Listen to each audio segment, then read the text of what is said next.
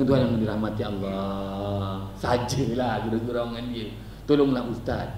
Kalau aku tahu, aku buat aku punya dulu. Kata ini aku tak tahu. Apalah kau tengok air falak dia tahu semua ke? Janganlah macam bukan. Tuan-tuan yang dirahmati Allah, baik. Maka kita memahami bahawa apabila kita berdepan dengan keadaan sedemikian, maka kita berdepan dengan cuaca yang panas, cuaca yang kering, berjerebu dan kemarau. Inilah yang orang Melayu sebut. Bagusnya orang Melayu dia tak nak cakap banyak nanti dosa. Disimpulkan cakap dia, simpulan bahasa. Sudah jatuh ditimpa tangga. Dalam panas, jerebu, mudarat, penyakit, kemarau pula. Tuan-tuan yang dirahmati Allah, baik, tak ada pilihan melainkan kita mengharapkan pertolongan dari Allah. Hanya pertolongan dari Allah Ta'ala sahaja.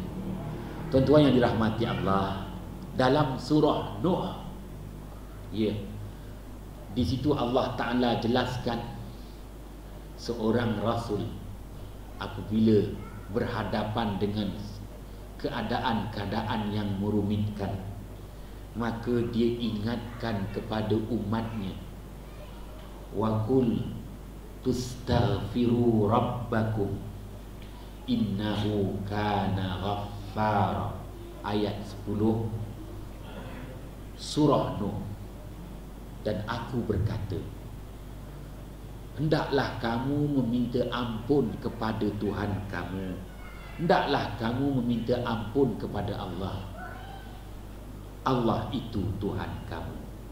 Dialah Tuhan yang Maha Pengampun. Tuan-tuan yang dirahmati Allah, kalau berlaku sedemikian, kita minta ampun kepada Allah Subhanahu wa taala. Itu sahaja.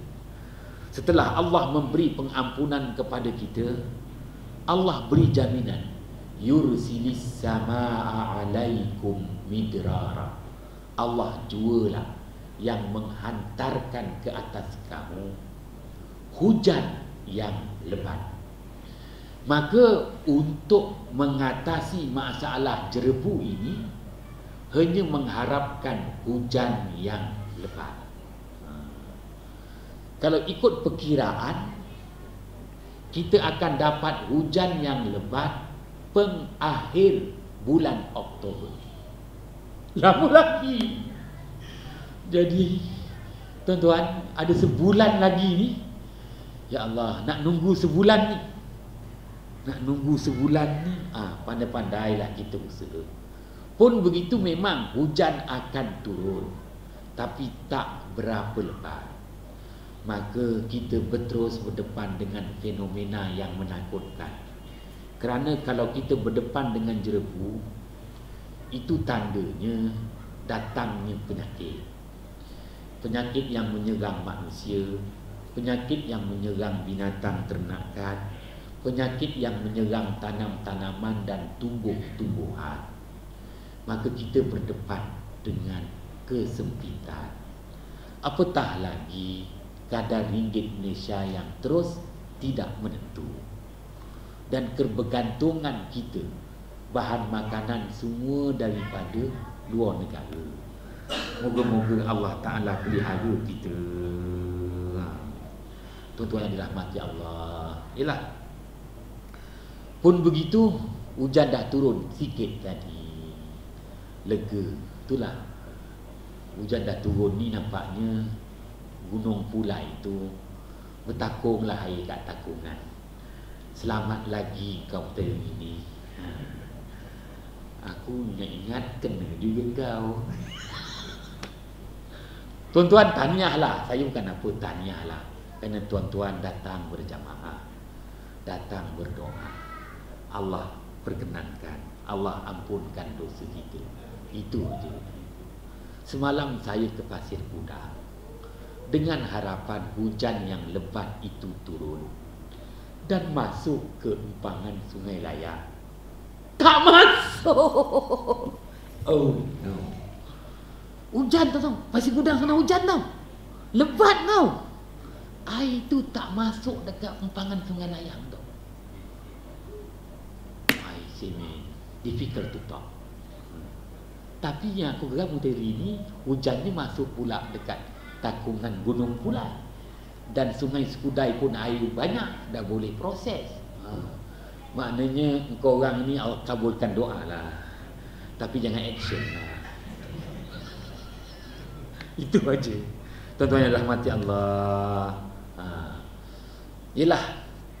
Inilah bahayanya.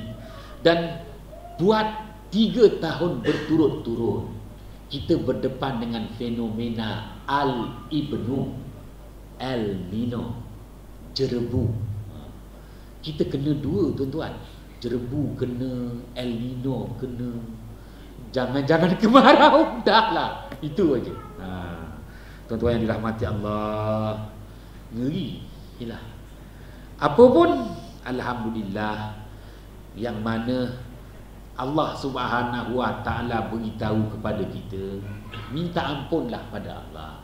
Allah Taala akan hantarkan hujan yang lebat. Yang menjadi kebimbangan saya, yang tuan-tuan boleh berkongsi sama. Apa dia? Biasanya ada tindak balas. Ini kaedah falak. Tak percaya pun tak apa. Tak percaya pun tak apa. Kenapa? Tindak balas. Tindak balas tu macam mana? Setelah kita berdepan dengan 2 bulan ni, daripada bulan Ogos, bulan September, dan kita menunggu hujan yang lebat pada pengakhir Oktober, monsun timur laut bermula, insya-Allah. Itu harapan kita. Maka fenomena 2 bulan setengah berjerebu ni, aku takut tindak balas ni. Kau faham ke tidak? Tindak balas ni macam mana? Balas balik dengan hujan yang lebat melebihi kadar yang mengakibatkan banjir. Dia mesti macam itu. Kenapa? Kerana Rasulullah SAW bersabda, "Iza kasural mu'tafikat zakatil al." Hadis riwayat Imam At-Tabrani. Memang hadis dhaif. Tak boleh buat hujah, tapi sekadar peringatan. Iza kasural mu'tafikat, apabila banyaknya berlaku pencemaran, zakatil al, Allah akan pulihkan bumi. Jerebu, pencemaran udara.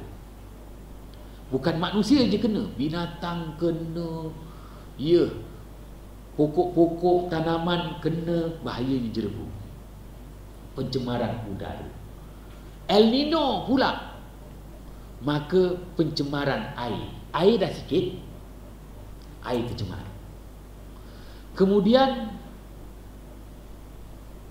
terbakar pula. Waliyazubillah, tadi terbakar tu aduhan, maka tanah tercemar kerana terbakar. Tanah tercemar, udara tercemar, air tercemar. Maka Allah pulihkan penempatan yang tercemar itu dengan didatangkan hujan yang lebat. Yursilis samaa'a 'alaikum midrara wa yumdidkum bi amwalin wa banin wa yaj'al lakum jannatin wa yaj'al lakum anhara. Allah nyatakan, Allah pulihkan. Kenapa Allah Ta'ala pulihkan? Dengan itu nanti manusia hidup, berkembang, binatang, tumbuhan terus hidup, berkembang. Kalau dah tak pulih-pulih, hari kiamat. Selagi boleh dipulihkan, pulih. Jadi pemulihan tu yang kita tak tahan, membawa kepada tindak balas. Jadi oleh kerana jerebu tu dah puas, nanti tindak balasnya hujan lebat, kemarau. Tuan-tuan yang dirahmati Allah, ialah setelah kemarau datanglah hujan lebat. Itulah dia fenomena banjir. Moga-moga Allah Subhanahu Wa Taala pelihara kita. Maka kita berdepan dengan cuaca drastik. Saya khawatir ini dah masuk tahun ketiga, tuan-tuan. Dah jadi jadual berkala pula, man. Kemarau banjir, kemarau banjir. Dulu kan jarang-jarang 30 tahun sekali. Kan orang tua kata 30 tahun sekali. Sekarang dah tak lagi. Tak tahulah.